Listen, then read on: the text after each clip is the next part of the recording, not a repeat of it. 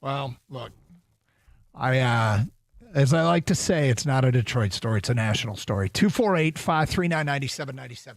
I want to say this about all the reporting as it pertains to Skubal and the contract and the negotiations, et cetera, et cetera. I take it all with a bit of a grain of salt. 2 weeks ago, Bob Nightingale reported that the Tigers and A.J. Hinch held off on a contract because they didn't think it was a good time to go public with it. The reality was he was signed months prior to that. They could have announced it in the middle of the season. But, so you always, when it comes to these contracts and stuff, I'm a little, okay, it's interesting, but I don't take it all verbatim. But, it is a topic. And one thing I would love to do, I was thinking about during the break. Yeah. Oh my God, I was wrong. I want to say this. I want to say the following. Oh my God, I was wrong. The Tigers have re-signed Tarik Skubal. I want to say that. I'm pretty convinced that with Boris as his agent and the enthusiasm to have Tarik Skubal on the roster, which will play some of it for you coming out of one major market, is going to be hard for the Tigers to overcome. And can they trade him? I mean, at this point, I think that's the best case scenario, is to try and trade him for major league ready guys that can help now, that are good. Well, I think there's the ability for the Tigers to get creative when it comes to hanging on to Skubal. Georgia Jimmy just came into the studio. We were talking during the break. I actually love his idea. And it's a 6-year offer to Skubal. It's like a 6-year, $240 million offer, which is $40 a year. But there's an opt-out after 4 years. So you can front load those first 4 years. You want to make those first 4 years $45 million each year or $50 million each year, whatever you want to do, go ahead and do it. And then there's an opt-out after the fourth.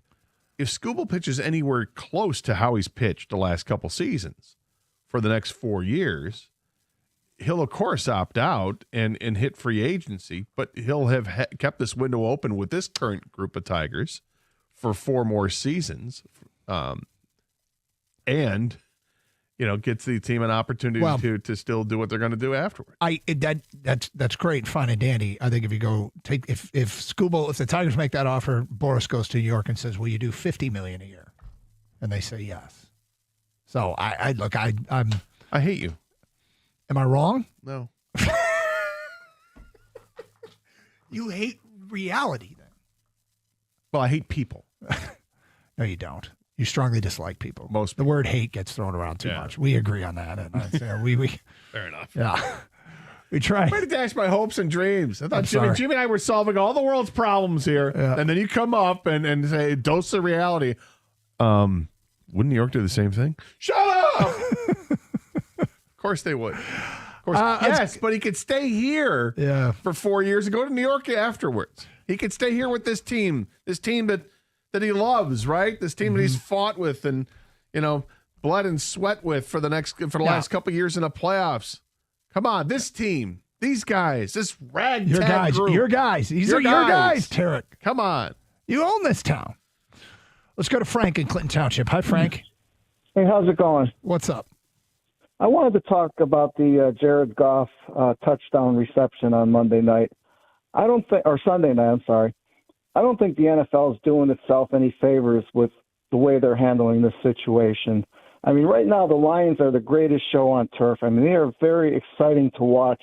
I don't think the rest of the world – there's a lot of bad football out there. I don't think the rest of the world wants to see the Saints and the Ravens or the Raiders, the Jets and the Dolphins slug it out for 6-3 games. They love seeing what the Lions are bringing to the table. I don't think they care that had he lined up in the shotgun as opposed to under center, it would have been legal. I just think they're ruining the game by putting in all these rules and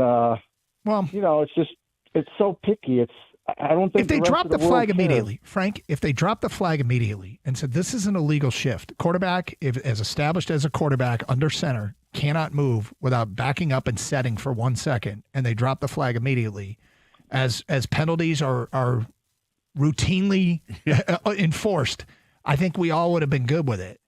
It's the fact that it's possible that a non-reviewable play got buzzed in by the league office that is the issue.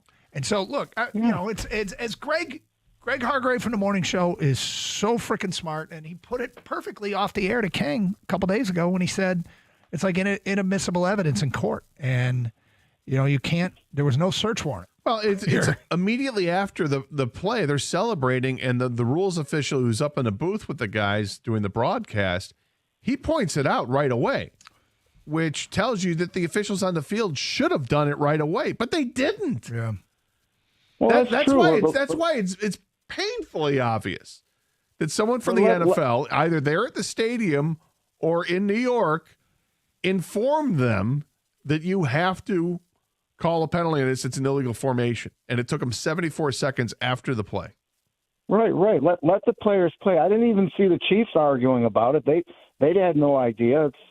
It's just like a technicality, like the fine print. Let the players decide the game. Well, even if you violate fine print, throw the flag. Yeah, throw the flag. No you issue with thrown a throwing flag, but you didn't throw a flag.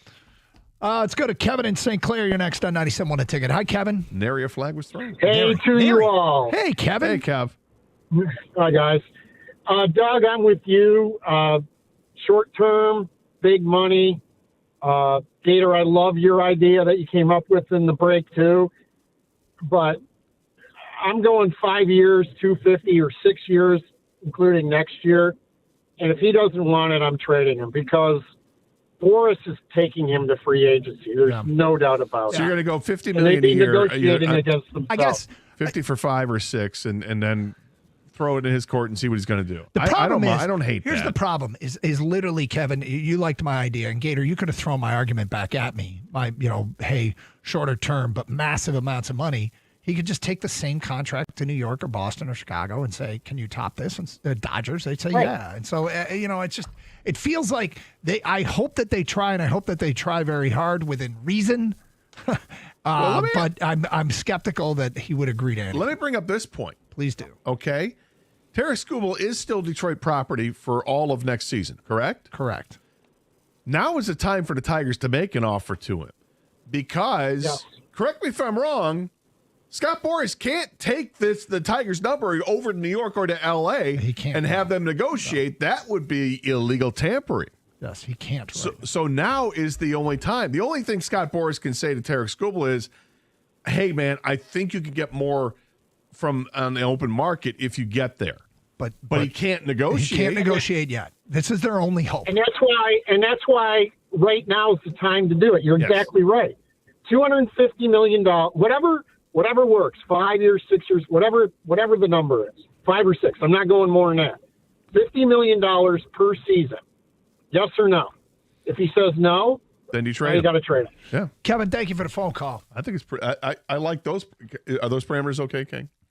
Yeah, I mean, I always find it funny when talking about contracts with fans. It's like, yeah, I'd do that. Well, really? Cool. Now you got to get Skubal to do that, And but you're saying it with you're thinking that is that a number that's good enough for Skubal? Good? Is it too painful for the Tigers to accept, or is it that's the threshold? If you believe the John Heyman report is accurate, then it's not good enough because the report is 5 years, 250, and they want 500 million and 10 years, right?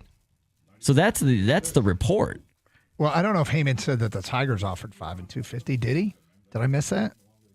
Well, isn't that the gap we're talking about? Well, they said there's a $250 million gap, but he might want, if he's comparing last year's $100 million offer, and they want $350 million, that would. I think what Heyman said was he expected it to be a near a $400 million contract total.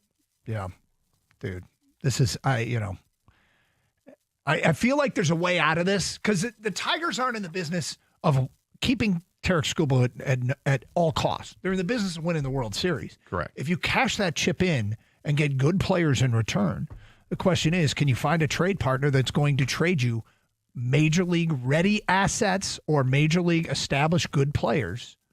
Because there's the team that's trading for Skubal's trying to win the World Series too, right? So when people called about when people called about the Tigers prospects, or when the Tigers called about let me invert this. When Scott Harris called about getting somebody's closer or starter or bat, if somebody said in response, yeah, we want Riley Green, the Tigers would say, well, we need Riley Green. We're trading because we're trying to win a World Series. Any team trading for Skubal's in the same position. The Tigers are going to want people that are good major league players now, and that team's also trying to win. So it's hard to find a trading partner, but there's some enthusiasm. And I want to play this coming out of you from one major market. We'll do that today at 11:20.